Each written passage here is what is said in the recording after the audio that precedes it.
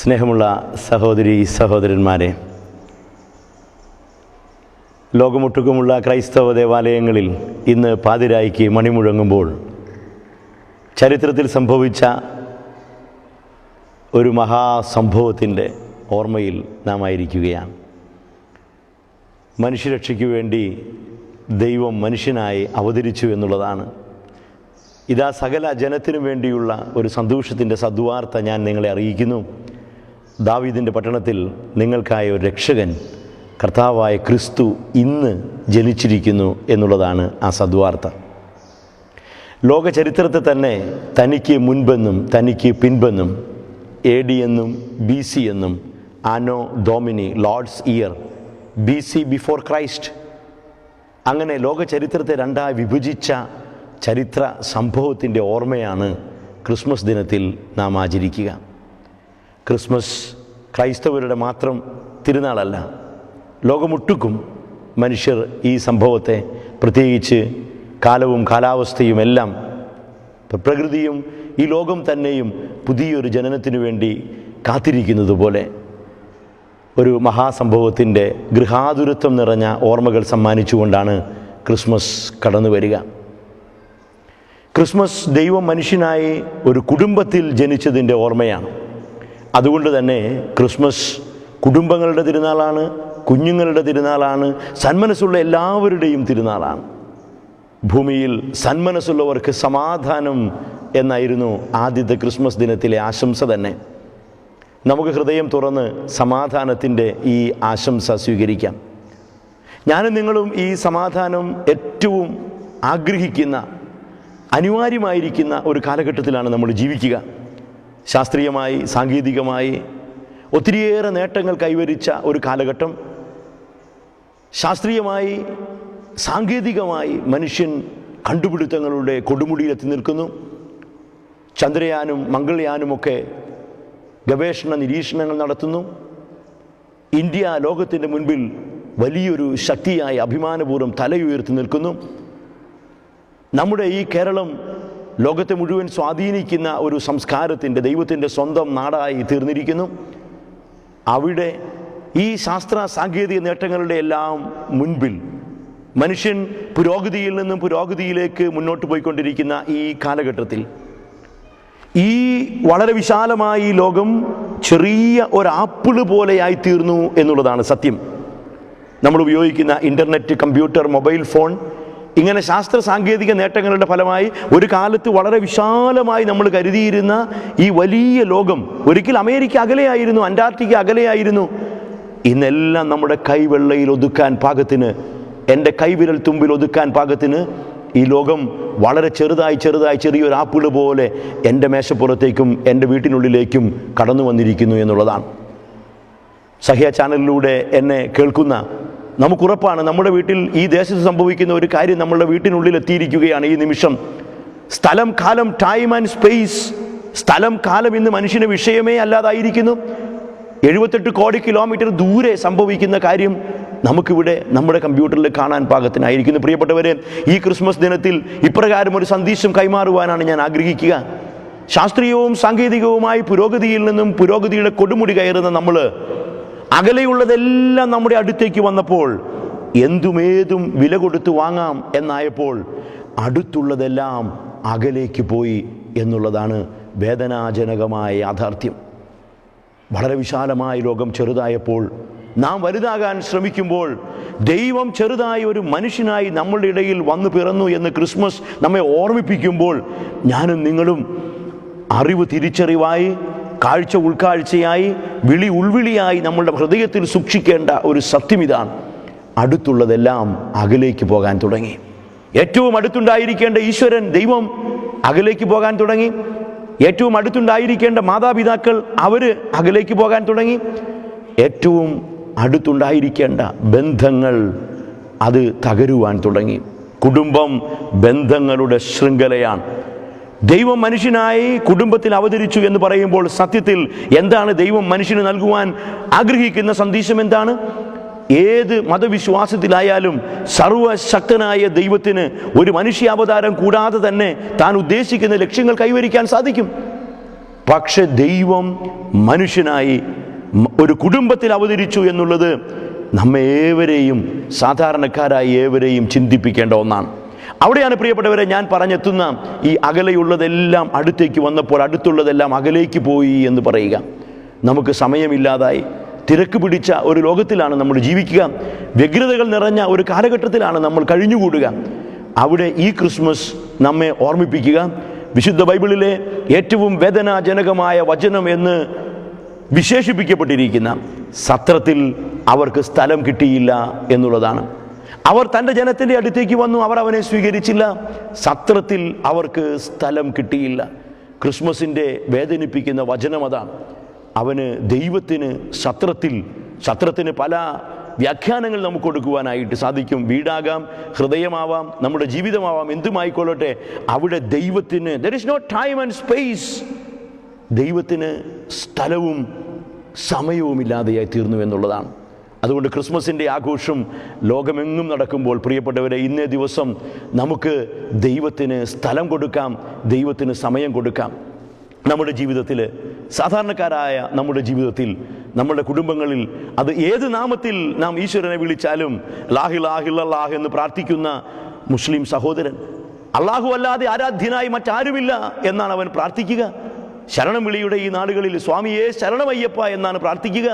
സ്വാമി അല്ലാതെ മറ്റൊരു ശരണമില്ല എന്നാണ് സ്വർഗസ്ഥനായ ഞങ്ങളുടെ പിതാവേ എന്ന് പ്രാർത്ഥിക്കുന്ന ക്രൈസ്തവൻ.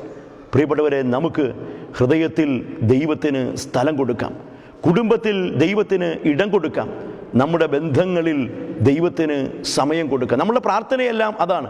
നമ്മുടെ മോസ്കുകളും നമ്മുടെ പള്ളികളും നമ്മുടെ ദേവാലയങ്ങളും എല്ലാം മനുഷ്യരെല്ലാം ഇങ്ങനെ അവരവരുടെ പ്രാർത്ഥനാലയങ്ങളിലേക്ക് തിരിച്ചു നടക്കേണ്ട സമയമായി എന്നാണ് ഞാൻ വിശ്വസിക്കുക. കാരണം മതം അപകടകാരിയായ ഒരു ഊർജ്ജ സ്രോതസ്സാണ്. മതം അപകടകാരിയായ ഒരു ഊർജ്ജ സ്രോതസ്സാണ്. നമ്മളതിനെ വിവേകത്തോടെ, വിശ്വാസത്തോടെ, വിനയത്തോടെ കൈകാര്യം ചെയ്തില്ല എങ്കിൽ ഒരുപക്ഷെ ഒരേ പിതാവിൻ്റെ മക്കളായ നമ്മളെല്ലാവരും തമ്മിൽ കലഹിക്കാനുള്ള ഒരു വഴിയായി അപകടകാരിയായ ഒരു ഊർജ്ജ സ്രോതസ്സായിട്ട് അത് മാറുക തന്നെ ചെയ്യും. അതുകൊണ്ടാണ് ഇപ്രകാരമുള്ള ആഘോഷങ്ങളെല്ലാം ഒരു പിതാവിൻ്റെ മക്കളായ നമ്മെ എല്ലാവരെയും ഒരുമിപ്പിക്കണം, കൈകോർക്കുവാനും ഒരുമിച്ച് ആഘോഷിക്കുവാനും. ക്രിസ്മസിന് ചില അടയാളങ്ങളെല്ലാം ഉണ്ട്. ഒന്നാമതായി ഒരു നക്ഷത്രമാണ്. ലോകം മുഴുവൻ ക്രിസ്മസിൻ്റെ സിംബലായിട്ട് കരുതപ്പെടുക ഒരു നക്ഷത്രമാണ്. ബൈബിൾ ചരിത്രം അനുസരിച്ച് പൂജ രാജാക്കന്മാർക്ക്, വിജ്ഞാനികളായ 3 രാജാക്കന്മാർക്ക് പൗരസ്ത്യ ദേശത്ത്, ഭൂമിശാസ്ത്രപരമായ കണക്കെടുത്താൽ ഏതാണ്ട് ഒരു 800 മൈലോളം ദൂരെ ഇന്നത്തെ ഇറാനിൽ നിന്ന് ബേത്ലഹേമിലേക്ക് നടന്നു പോകുന്ന ആ അന്വേഷികളായ, ശാസ്ത്രജ്ഞരായ, വിജ്ഞാനത്തിൻ്റെ വഴിയിലൂടെ നടക്കുന്ന അവരുടെ മുൻപേ ഒരു നക്ഷത്രം നടന്നു എന്നാണ്. നൂറ്റാണ്ടുകൾക്ക് ശേഷം നമ്മളത് വായിച്ച് വ്യാഖ്യാനിച്ചെടുക്കുന്ന പ്രിയപ്പെട്ടവരെ, ഈ ലോകത്തിൽ കാണുന്ന അടയാളങ്ങളെല്ലാം നമ്മെ ഈശ്വരനിലേക്ക് നയിക്കുകയാണ്. പക്ഷിമൃഗാദികളും വൃക്ഷലതാദികളും ഈ പ്രപഞ്ചത്തിലെ എന്തിനേറെ ശാസ്ത്രത്തിൻ്റെ കണ്ടുപിടുത്തങ്ങളെല്ലാം അടയാളങ്ങളായി, അതിൻ്റെ എല്ലാം ആദി കാരണമായ ഓംകാരനാദം എന്ന് വിശേഷിപ്പിക്കപ്പെടുന്ന ഏതൊന്നാദ്യം ആദ്യമേ ചമയ്ക്കപ്പെട്ട, എല്ലാം സൃഷ്ടി ചെയ്ത ആ പിതാവിങ്കിലേക്ക്, സർവാദി നാഥനായ ഈശ്വരനിലേക്ക് നമ്മെ നയിക്കുന്നതാണ്. ആ നക്ഷത്രം നമ്മളുടെ മനസ്സിൽ ഈ ക്രിസ്മസ് ദിനത്തിൽ ഉദിക്കട്ടെ എന്നാണ് എൻ്റെ പ്രാർത്ഥന. ആർക്കും കെടുത്തിക്കളയാനാവാത്ത ഒരു വെളിച്ചമായി. കവിവാടിയിലെ വിളക്കു കൈവശമുള്ളവനെന്നും വിശ്വം ദീപമയം. വിളക്ക് കൈവശമുള്ളവന് ഈ പ്രപഞ്ചം ദീപമയമാണ്, പ്രകാശം നിറഞ്ഞതാണ്. എൻ്റെ കയ്യിൽ ആ വിളക്ക് അണഞ്ഞു പോയാലോ എൻ്റെ ചുറ്റും അന്ധകാരമാണ്. എനിക്ക് ദൈവത്തെ കാണാൻ കഴിയില്ല, എനിക്ക് മറ്റുള്ളവരെ കാണാനായിട്ട് കഴിയുകയില്ല. ക്രിസ്മസ് വെളിച്ചത്തിൻ്റെ തിരുനാളാണ്. കുടുംബത്തിൽ, ബന്ധങ്ങളിൽ, ഹൃദയത്തിൽ എല്ലാം വെളിച്ചം നിറയുന്ന ഒരു പാതിരാവിന് സംഭവിച്ച് ആ പാതിരാവിൽ ഉദിച്ചൊരു നക്ഷത്രം, ആ പുൽത്തൊഴുത്തിൽ തെളിഞ്ഞ ഒരു നക്ഷത്രം ലോകത്തിന് മുഴുവൻ പ്രകാശം കൊടുക്കുന്ന ദിനമാണ് ക്രിസ്മസ്. അതുകൊണ്ടാണ് ലോകം 2ആയി ആ ദിനത്തിൽ വിഭജിക്കപ്പെട്ടത്. നമുക്ക് ദൈവത്തിന് സ്ഥലം കൊടുക്കാം, നമുക്ക് ദൈവത്തിന് സമയം കൊടുക്കാം. ആട്ടിടയന്മാരാണ് മറ്റൊരു കഥാപാത്രമായി ബേത്ലഹേമിൽ പ്രത്യക്ഷപ്പെടുക. ഇന്നും ഇസ്രായേലിൽ ചെല്ലുമ്പോൾ ഷെപ്പേർഡ്സ് ഫീൽഡ് എന്ന പേരിൽ ആട്ടിടയന്മാരുടെ സ്ഥലം കാണാം. രാത്രി ആടിന് കാവലിരുന്ന സാധാരണ മനുഷ്യർ, പാവപ്പെട്ട മനുഷ്യർ, തങ്ങളുടെ ഉപജീവന മാർഗത്തിന് കാവലിരുന്ന പാവപ്പെട്ട മനുഷ്യർ വിനയത്തിൻ്റെയും എളിമയുടെയും ഒക്കെ മാതൃകയായിട്ട് പ്രത്യക്ഷപ്പെടുകയാണ്. അവർക്കാണ് ആദ്യമായിട്ട് മാലാഖമാരുടെ സന്ദേശമുണ്ടായത്. പ്രിയപ്പെട്ടവരെ, നമുക്കാരെയും അവഗണിക്കാതിരിക്കാം.